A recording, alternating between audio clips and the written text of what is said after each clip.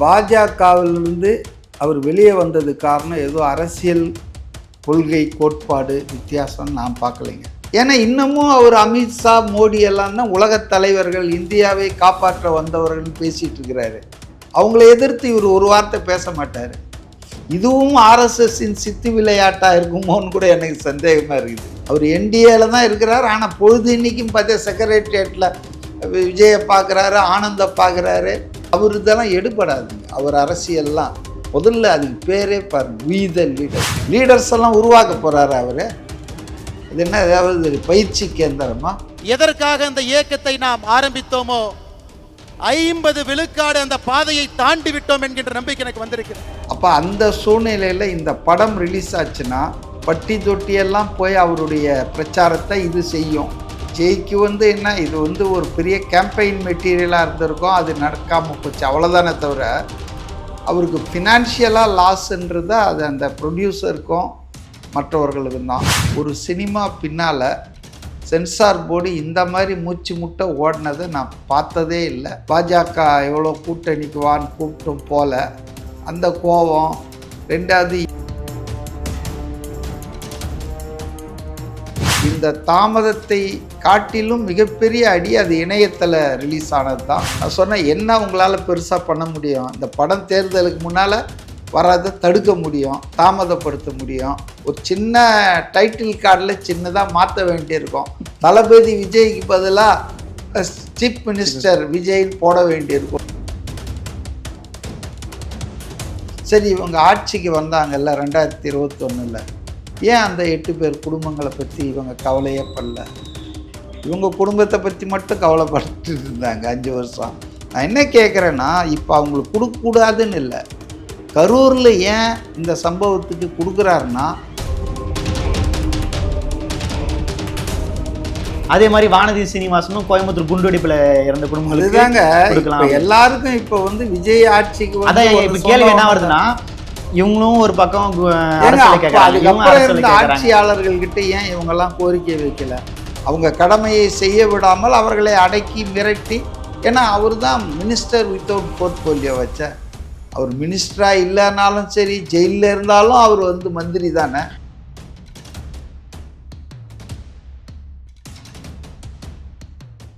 சித்திரைவன் media நேயர்களுக்கு வணக்கம். இன்று நம்மோடு அரசியல் விமர்சகர் CK மதிவாணன் அவர்கள் இருந்துள்ளார். அவரோடு பேசுவோம். வணக்கம் சார். வணக்கம். சரி, இப்போ பார்த்தீங்கன்னா அண்ணாமலை வி த லீடர்ஸ்ன்னு சொல்லிட்டு ஒரு மாநாடு நடத்துகிறாரு. அவருடைய அரசியல் தொடக்கம் பாஜக விட்டு வெளியே இப்போ தான் முதல்ல தொடங்க போகிறாரு. இது வரைக்குமே அவர் திமுகவோட எதிர்ப்பாளராக தான் இருந்தார். இப்போது தாவைக்கா கூட சப்போர்ட் பண்ணி தான் பேசிட்டு இருக்காரு. நீங்கள் சொன்ன அந்த ஊழல் விஷயத்தில் எல்லாத்தையுமே இவரோட இந்த நிலைப்பாட்டை எப்படி பார்க்குறீங்க சார்? அதாவது பாஜகவிலிருந்து அவர் வெளியே வந்தது காரணம் ஏதோ அரசியல் கொள்கை கோட்பாடு வித்தியாசம் நான் பார்க்கலைங்க. அவருக்கு அங்கே உரிய அங்கீகாரம் கொடுக்கல, அவருக்கு முக்கியத்துவம் கொடுக்கல. மத்திய அமைச்சர் ஆகணும்னு ஆசைப்பட்டார். சட்டமன்ற தேர்தலில் பங்கு பெறணும், இதை போட்டியிடும்னு நினச்சார், வாய்ப்பு கொடுக்கல. மத்திய அமைச்சர் ஆகணும், மாநிலங்களவை உறுப்பினராக முருகன் மாதிரி மற்றவங்க மாதிரி வாய்ப்பு கொடுக்கணும். தமிழிசை சவுந்தரராஜனுக்கு தோக்க கொடுத்துட்டே இருக்காங்க, ஏன் தனக்கு கொடுக்கலன்ற இப்படிப்பட்ட ஒரு பர்சனல் ஆபங்களால் தான் அவர் வெளியே வந்திருக்கார தவிர மற்றபடி ஏதோ பாஜகவிலிருந்து அவர் அப்படியே வேறுபட்டவர்னு என்னால் பார்க்க முடியலைங்க. ஏன்னா இன்னமும் அவர் அமித்ஷா மோடி எல்லாம் தான் உலகத் தலைவர்கள், இந்தியாவை காப்பாற்ற வந்தவர்கள்னு பேசிகிட்டு இருக்கிறாரு. அவங்கள எதிர்த்து இவர் ஒரு வார்த்தை பேச மாட்டார். இதுவும் ஆர்எஸ்எஸ்ஸின் சித்து விளையாட்டாக இருக்குமோன்னு கூட எனக்கு சந்தேகமாக இருக்குது. எப்படி India against corruption, Arvind Kejriwal, Kiran Bedi இயக்கத்தையே ஆர்எஸ்எஸ் தான் ஃபண்டு பண்ணி நடத்தியிருக்காங்க மன்மோகன் சிங்குக்கு எதிராக. அது பின்னால் அம்பலமானது. அதுபோல் வி த லீடர்ஸ்ன்ற இந்த அமைப்பையும் ஆர்எஸ்எஸ் ஃபண்டு பண்ணி, நீ பிஜேபினா ஏற்றுக்க மாட்டேன்றாங்க, நீ ஏதாவது பண்ணியான. ஏன்னா அவர் இதுவரையில் மோடியையோ அமித்ஷாவையோ அகில இந்திய தலைவர்களையோ விமர்சனம் பண்ணி நான் பார்க்கல. அதே போல் ஒன்றிய அரசின் தவறுகளை பேசுகிற மாதிரி எனக்கு தெரியல. இனிமேல் பேசுவாரா என்னன்னு தெரியாது. ஸோ அவர் பெரிய வேறுபட்ட மனிதர்லாம் நான் பார்க்கலைங்க. ரெண்டாவது, அவர் இதெல்லாம் எடுபடாதுங்க. அவர் அரசியல்லாம் முதல்ல அதுக்கு பேரே பாருங்கள், we the leaders, we the people தான் இந்தியன் கான்ஸ்டியூஷனில் டாக்டர் அம்பேத்கர் சொல்லியிருக்காரு. பீப்புள் தாங்க லீடர்ஸ். லீடர்லாம் யார்? பீப்புள்லேருந்து தானே வரணும். லீடர்ஸ் எல்லாம் உருவாக்க போகிறாரு அவர். அது என்ன ஏதாவது பயிற்சி கேந்திரமா? கட்சி ஆரம்பிக்க போகிறாராம். அதெல்லாம் ஒன்றும் இது பாருங்க, எல்லாராலும் வெற்றி பெற்ற முடியாது. எம்ஜிஆருக்கு அப்புறம் இப்போ தானங்க வெற்றி நடந்தது. 77க்கு அப்புறம் 2026 தான் ஒரு மாற்றம் வந்திருக்குது. தாவேக்காவுக்கு ஆதரவான நிலைப்பாடு இருக்கிற மாதிரி தெரியுது. அது வந்துங்க இன்றைக்கு அரசியலில் தாவேக்கா பண்ணுற சில நல்ல காரியங்களை ஆதரிச்சாதான். இப்போ பாமக அன்புமணி கூட தான் ரொம்ப வராரு. அவர் என்டிஏல தான் இருக்கிறார். ஆனால் பொழுது இன்னைக்கும் பார்த்தா செக்ரட்டேரியட்டில் விஜயை பார்க்குறாரு, ஆனந்த பார்க்குறாரு. இதெல்லாம் வந்துங்க இதுதாங்க அவங்களுடைய இன்றைய தேவைகளுக்காக பேசிகிட்டு இருக்காங்க. தாவேக்காவை வந்து எதிர்த்து எதை பேச முடியும்? இந்த லஞ்ச ஒழிப்பை பற்றி பேச முடியுமா? அது போராடுது, அதை பற்றி அவர் எதிர்க்க முடியுமா? இவரே டிஎம்கே ஃபைல்ஸ்லாம் ரிலீஸ் பண்ண ஆள் தானே. அதனால் வந்து வேறு வழி இல்லாமல் ஆதரிக்கிறாங்களே ஒழிய அவங்களுக்கெல்லாம் வந்து தாவேக்கா வந்து பிடிக்கிறதுக்கு வாய்ப்பு இல்லை. ஓகே சார், நல்லா இருக்கீங்களா சார்? இப்போ வந்து பார்த்தீங்கன்னா ரசிகர்கள் வந்து ரொம்ப ரொம்ப எதிர்பார்த்துட்டு இருந்த முதல்வர் விஜய் அவர்களுடைய ஜனநாயகன் படம் வந்து ரிலீஸ் ஆக போகுது. அதுக்கு வந்து ஏ சர்டிஃபிகேட்டும் கொடுத்துருக்காங்க. ஸோ இந்த படத்தை பற்றி நம்ம பேசணுன்னா இதுக்கு முன்னாடி வந்து நிறைய அரசியல் சர்ச்சைக்கு இந்த படம் உள்ளாகப்பட்டுச்சு. அது எல்லாத்தையுமே கடந்து இப்போ வந்து அந்த படம் வந்து ரிலீஸ் ஆக போகுது.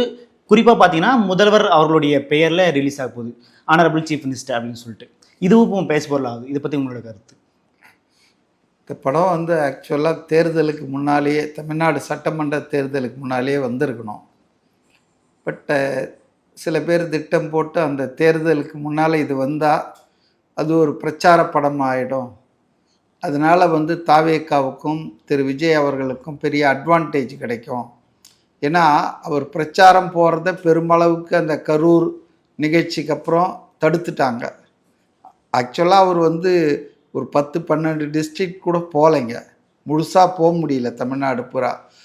அப்போ அந்த சூழ்நிலையில் இந்த படம் ரிலீஸ் ஆச்சுன்னா பட்டி தொட்டியெல்லாம் போய் அவருடைய பிரச்சாரத்தை இது செய்யும் அப்படின்னு ரொம்ப நுணுக்கமாக புரிஞ்சவங்க தான் இதை வந்து பாஜக தானே சென்சார் போர்டுன்றது. பாஜக முருகன் நம்ம தமிழ்நாட்டை சேர்ந்த அமைச்சர் தான் சென்சார் போர்டுக்கு இன்சார்ஜ், ஐஎன்பி மினிஸ்டர்.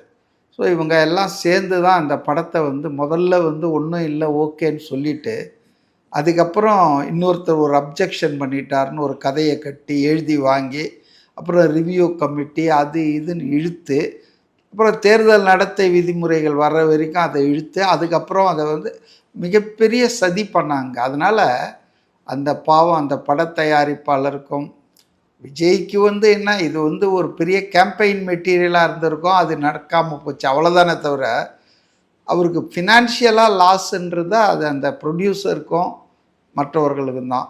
அவங்களும் பாவம் எங்கெங்கேயோ கோர்ட்டு, சுப்ரீம் கோர்ட் வரைக்கும் போனாங்க.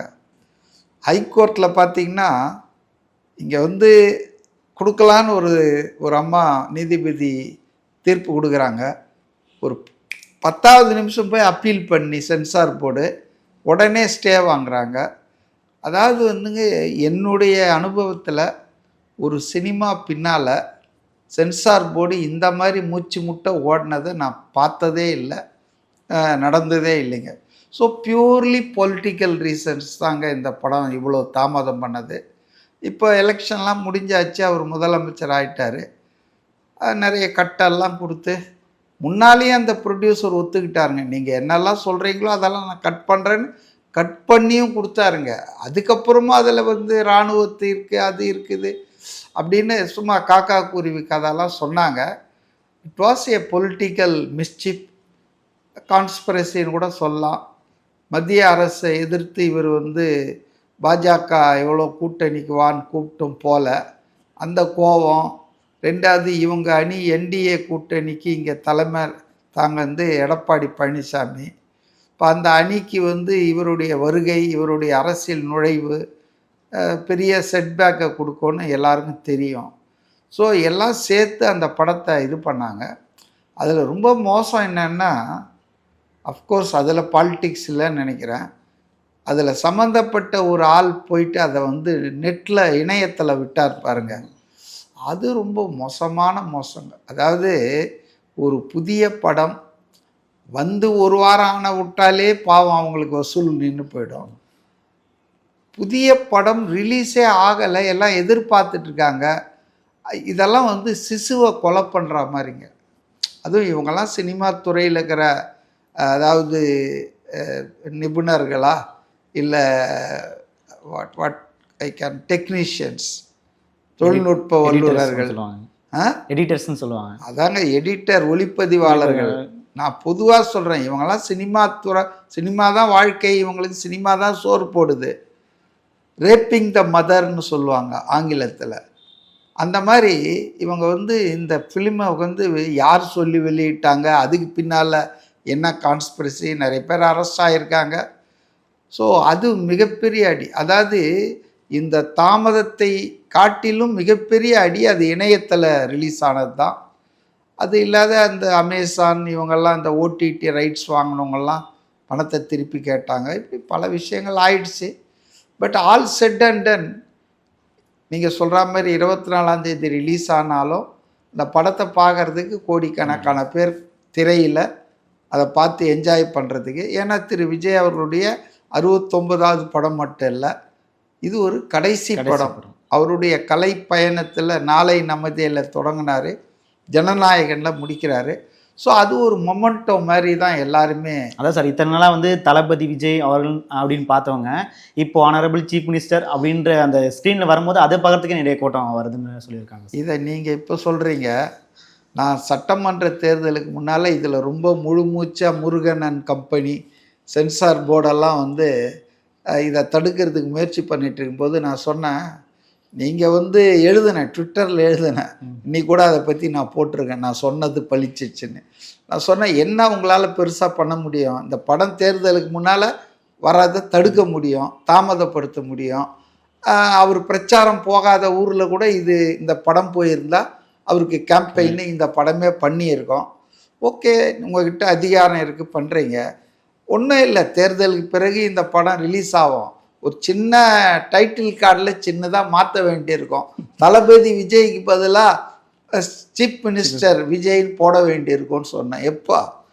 எலெக்ஷனுக்கு ஏப்ரல் மார்ச்லேயே நான் சொன்னேன். மே மாதம் தானே தேர்தல் நடந்தது, ஏப்ரல் மாதம் தேர்தல் நடந்தது. மார்ச் பிப்ரவரியிலே நான் இந்த கான்ட்ரவர்சிலாம் போயிட்டு சொன்னேன், ஒன்றும் ஹெவன்ஸ் வில் நாட் ஃபால், ஒரு சின்ன சேஞ்சு டைட்டில் கார்டை மாற்ற வேண்டியிருக்கும் அப்படின்னு சொன்னேன்.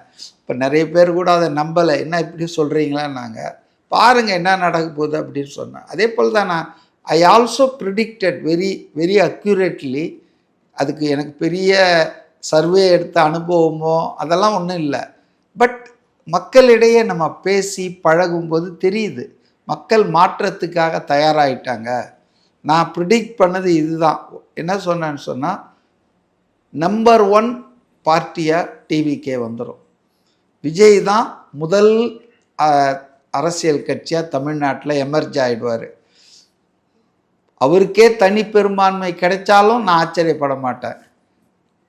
கிடைக்கிறதுக்கு வாய்ப்பு இருக்குது. கிடைக்கலன்னா கூட ஒரு தொங்கு சட்டசபை வந்தாலும் அதுலேயும் இவர் தான் முதல் இடத்தில் இருப்பார். இதெல்லாம் நீங்கள் பாருங்கள், என் வீடியோஸ் இருக்கும், பிப்ரவரி மாதம் மார்ச் மாதத்துக்கு முன்னாலே சொன்னது. அதே போல் ஏடிஎம்கே பாஜக இந்த கூட்டணி டிஸ்டன்ட் தேர்டாக தான் இருக்கும். 2வது இடத்துல வந்து திமுக வரும் இப்படின்றத நான் ப்ரிடிக்ட் பண்ணேன். அதே போல் தான் இந்த படம் இந்த மாதிரி வரும்போது டைட்டிலில் கொஞ்சம் மாற்ற வேண்டியிருக்கேன், அவ்வளோதானே, மாற்றிட்டா போச்சு அப்படின்னு. இன்றைக்கி காலையில் நான் ட்விட்டரில் எக்ஸ் தளத்தில் நான் சொல்லியிருக்கேன், நாம் இன்னைக்கு டைம்ஸ் ஆஃப் இந்தியாவில் விளம்பரம் வந்திருக்கு. அந்த விளம்பரத்தை பார்த்தோன்னா எனக்கு ரொம்ப மகிழ்ச்சியாக இருந்தது. ஆனரபிள் சீஃப் மினிஸ்டர் அப்படின்னு போட்டிருந்தது. நம்ம சொன்னது நிறைவேறி இருக்குதுன்னு சொல்லி இன்றைக்கி கூட நான் ஜஸ்ட் ரீகலெக்ட் பண்ணியிருக்கேன். ஸோ அதனால் வந்துங்க, விஜயை பொறுத்தவரையிலங்க, அவர் வந்து படத்தை நாளைக்கு நடித்தா கூட அந்த படம் சூப்பர் ஹிட் ஆகும் ஆப்வியஸ்லி. ஆனால் அரசியலுக்கு வந்துட்டார், இனி நான் நடிக்க மாட்டேன்னு தெளிவாக சொல்லிட்டாரு. மக்களுக்காக அவர் சேவை பண்ணுறதுக்காக அரசியலில் வந்த பிறகு யாருமே இந்த மாதிரி வரமாட்டாங்க. அதுதான் நான் வந்து என்ன நினைக்கிறேன்னா, இன்றைக்கி அமிதாப் பச்சனுக்கு 85 வயசு இருக்கும். நம்ம நம்ம ஊர் சூப்பர் ஸ்டார் இருக்கார் இல்லையா, ரஜினிகாந்துக்கு, அவருக்கும் வந்து 75 தாண்டி இருப்பார். மம்முட்டி கேரளாவில், அவருக்கும் ஒரு 75 வயசுக்கு மேலே இருக்கும். ஸோ இவங்க யாருமே வந்துங்க மார்க்கெட் இருக்கிற டைமில் they will not quit cinema. ஏன்னா சும்மா ஒரு 100 கோடி 200 கோடின்றது ஒரு படத்தில் நடித்தா யார் விடுவாங்க? பணத்தின் மீதான ஒரு இது ஆசையை சாதாரணமாக வராதுங்க. அதுக்கு வந்து ரொம்ப துணிச்சல் வரணுங்க. அதுவும் 51 வயசில் நம்பர் 1 ஸ்டாராக இருக்கும்போது, பாக்ஸ் ஆஃபீஸ் ஹீரோவாக இருக்கும்போது, அவர் வந்து போதும் எனக்கு இதெல்லாம் தேவையில்லைன்ட்டு வந்தார் பாருங்க. அதுதான் மக்கள்கிட்ட அவருக்கு மிகப்பெரிய வரவேற்பை தந்தது. அதனால் வந்துங்க அவர் வந்து அவருடைய கலை உலகம் என்பது பயணம் அன்ஃபார்ச்சுனேட்லி அது முடியுது. பட் பரவாயில்ல, தமிழ்நாட்டு மக்களுக்காகத்தானே அவருடைய பயணம். அவர் ஒன்றும் வீட்டில் உட்கார போகிறது இல்லையா, ரிட்டையர் ஆகிட்டு. அனதர் 20-25 இயர்ஸ் அவர் சிஎம்மாக தமிழ்நாட்டில் கோலோச்சுவார், மக்களுக்கு நல்லது செய்வார். கரூர் கூட்டத்தில் கூட பாருங்கள் சொன்னார் பாருங்கள், லஞ்ச லாவண்ணி எவனும் செய்யக்கூடாது. இப்போ இன்றைக்கி பேப்பரில் பார்த்துட்டு இருந்தேன், நம்ம இது இருக்காங்க இல்லையா லஞ்ச ஒழிப்புத்துறை, இந்த சில வாரங்களில் எவ்வளோ இடங்களில் ரெய்டு பண்ணி ஆர்டிஓ ஆஃபீஸ், பத்திரப்பதிவு அலுவலகம், கவர்மெண்ட்டு ஆஃபீஸஸ் பண்ணி நிறைய, அதாவது எத்தனையோ லட்சம் வந்து சீஸ் பண்ணியிருக்காங்க. அதே போல் நிறைய பேரை கைது பண்ணியிருக்காங்க. நிறைய பேர் சஸ்பெண்ட் ஆகிறாங்க. அதாவது லஞ்சம் வாங்கணும்னு நினச்சாலே நீ கதை முடிஞ்சதுன்ற அளவுக்கு இன்றைக்கி மக்கள்கிட்டையும் ஒரு விழிப்புணர்வை ஏற்படுத்திட்டு வந்துட்டுருக்காரு. இன்னும் வெரி ஷார்ட் பீரியட், ஒரு 50-59 நாள் கூட ஆகலைன்னு நினைக்கிறேன். இல்லை 60 நாள் ஆயிடுச்சா? போன வாட்டி 10ஆம் தேதி தான் அவர், மே மாதம் 10 தான் பதவி ஏற்றார். 13ஆம் தேதி அவர் நம்பிக்கை கோரி சட்டமன்றத்தில் 144 ஓட்டு எடுத்து அவர் வெற்றி பெற்றார். ஸோ அப்படி பார்த்தா இன்றைக்கோட 2 மாதம் முடியுது. ஸோ 2 மாதத்தில் இவ்வளோ பெரிய ஒரு மக்கள் வந்து அவருக்கு முழு பெரும்பான்மையும் கொடுக்கல. அவருக்கு வந்து 108 தான் கொடுத்தாங்க. அதில் ஒன்று ரிசைன் பண்ணிட்டதால 107 தான், 118 தேவை. 11 ஷார்ட்டேஜ் இருக்கும்போதே பிற கட்சிகளை நம்பிதான், கூட்டணி கட்சிகளை ஆதரவோடு தான் ஆட்சி நடத்தணுன்ற ஒரு சூழ்நிலை இருக்கும்போதே இப்படி செய்கிறாருன்னா, இன்னும் அவருக்கு தனி பெரும்பான்மை கொடுத்துருந்தா எந்த மாதிரி தமிழ்நாட்டை அவர் நினைச்ச பாதையில் கொண்டு போவார் அப்படின்றத என்னால் கற்பனை செய்து தான் பார்க்க முடியுது. அதனால் நிச்சயமாக விஜய் வந்து அவருடைய அரசியல் பயணம், அவருடைய ஆட்சி ரொம்ப ப்ராமிசிங்காக தொடங்கி இருக்கிறதா தான் நான் பார்க்குறேன். கண்டிப்பாக சார். இப்படி நம்ம ஒரு சர்ச்சையை பேசிட்டு இருக்கும்போது இன்னொரு சர்ச்சையும் வருது. அதாவது இப்போ சமீபமாக வந்து கரூரில் போய் பேசினார். அவர் பேசிய சில வார்த்தைகளும் அங்கே செஞ்ச சில செயல்களும் வந்து சர்ச்சைக்குள்ளாது. என்னன்னு பார்த்தீங்கன்னா, அந்த 32 குடும்பங்களுக்கு அரசு வேலை, அந்த அரசு வேலை கொடுக்குறது தப்பு கிடையாது. ஆனால் இப்போ என்ன வருது, ஒரு கேள்வி வருதுன்னா, 31 பேருக்கு தான் கொடுத்து 31 பேருக்கு அரசு வேலை கொடுத்துருக்காரு. இப்போ இன்னொரு கேள்வி என்ன வருதுன்னா, ஒரு பக்கம் பாமகவில் இருந்து அன்புமணி அவர்கள் வந்து என்ன சொல்றாரு அப்படின்னா, இந்த மாதிரி வன்னியர்களுக்காக வந்து போராட்டம் பண்ணாங்க ஒரு 29 பேர், அவங்களுக்கு அரசு வேலை கொடுத்துருக்கலாம். இன்னொரு பக்கம் பிஜேபி வானதி சீனிவாசன் எப்போ பண்ணாங்க? 2006-2007 பண்ணியிருக்காங்க. 20 வருஷம் ஏன் அவர் சும்மா இருந்தார்? அதுக்கப்புறம் எத்தனை பேர் ஆட்சிக்கு வந்தாங்க? அதே மாதிரி வானதி சீனிவாசனும் கோயம்புத்தூர் குண்டுவெடிப்புல இறந்த குடும்பங்களுக்கு கொடுக்கலாம். எல்லாருக்கும் இப்போ வந்து விஜய் ஆட்சிக்கு அதான் இப்ப கேள்வி என்ன வருதுன்னா, இவங்களும் ஒரு பக்கம் ஆட்சியாளர்கள் கிட்ட ஏன் இவங்கெல்லாம் கோரிக்கை வைக்கல? நான் ஒரு உதாரணம் சொல்றேன், நீங்க சொன்னது கரெக்டு. அதாவது வந்து சில பேர் இதை எதிர்க்கிற போது அந்த சுப்ரீம் கோர்ட்டுக்கெல்லாம் RS பாரதி திமுக அமைப்பு செயலாளர் போனார் இல்லையா? அதாவது இந்த மாதிரி இந்த கருணை அடிப்படையில் வேலை கொடுத்தா சாட்சிகள்லாம் மாற்றிடுவாங்க. இவங்களுக்கு என்ன தெரியாதுன்னா, சாட்சிகளை எல்லாரையும் கேட்டு முடிச்சிட்டாங்க. இப்போ சிபிஐ வந்து யாரையும் இனி விசாரிக்க போகிறதில்ல. அவங்க இருக்கிற ரிப்போர்ட்டை அவங்க ஸ்டடி பண்ணிகிட்டு இருக்காங்க. எந்த சாட்சியையும் இனி கூப்பிட்டு, ஏன் விஜயே 2 வாட்டி டெல்லியில் கூப்பிட்டு சாட்சி தானே அவரும் விசாரிச்சிட்டாங்க. அவர் சொல்ல வேண்டியதெல்லாம் சொல்லிட்டாரு. ஸோ இனிமேல் யாராவது கூப்பிட வேண்டியலாம் இல்லை, அதெல்லாம் சும்மா போகஸ் கட்டுக்கதைகள்ங்க. இப்போ என்ன பேசுனாங்கன்னா அவங்கெல்லாம் அப்போ வந்து இது சாத்தான் குளத்தில் அப்பா பையன் செத்தாங்க போலீஸ் புருட்டாலிட்டியில்.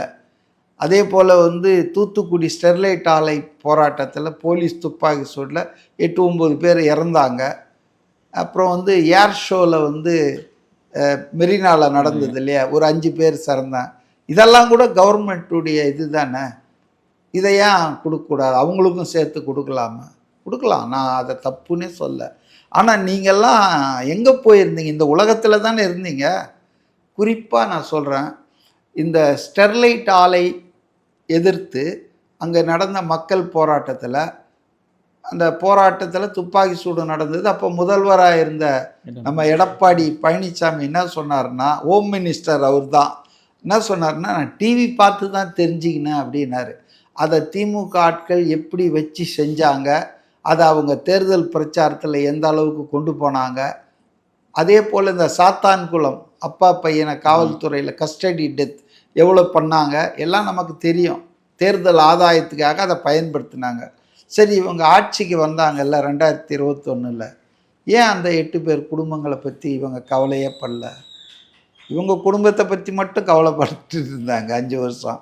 நான் என்ன கேட்குறேன்னா, இப்போ அவங்களுக்கு கொடுக்கக்கூடாதுன்னு இல்லை, கரூரில் ஏன் இந்த சம்பவத்துக்கு கொடுக்குறாருன்னா, it was only due to government failure. இந்த 41 பேர் இறந்தாங்க. கவர்மெண்ட் ஃபெயிலியர்னால் மு.க. ஸ்டாலின் தான் காரணம்னு நான் சொல்ல. அந்த டிஸ்ட்ரிக்டில் இருக்கிற கவர்மெண்ட்டுடைய ரெப்ரசன்டேட்டிவ் இருக்காங்க இல்லையா, கலெக்டர், எஸ்பி, தாசில்தார், ஆர்டிஓ, அதே போல் இங்கே வந்து சர்க்கிள் இன்ஸ்பெக்டரு, உளவுத்துறை, இதெல்லாம் ஃபெயிலியர் ஆயிடுச்சு. ஃபெயிலியர் ஆயிடுச்சுன்றதை விட இதெல்லாம் ஃபெயிலியர் பண்ணார் செந்தில் பாலாஜி.